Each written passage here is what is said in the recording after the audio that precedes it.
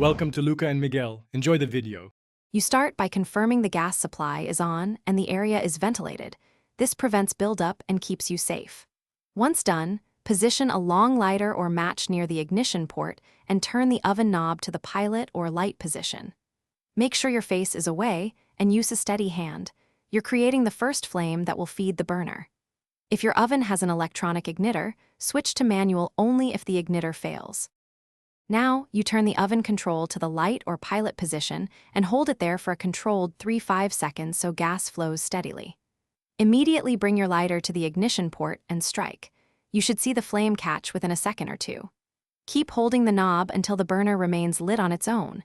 This ensures the thermocouple or safety valve senses heat and stays open. If the flame sputters, repeat with slightly longer hold times. Once the burner is lit, set the oven to your desired temperature and allow 10–15 minutes to preheat so temperature stabilizes. Make sure the flame is steady and blue. A yellow or lazy flame signals combustion issues that need correction. If the oven won't light at all, turn off gas, wait several minutes for dissipation, then re-attempt. If unsuccessful, check the valve and igniter and call a qualified technician.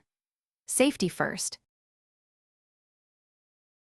Thanks for watching and please subscribe. It's the best investment you'll ever make.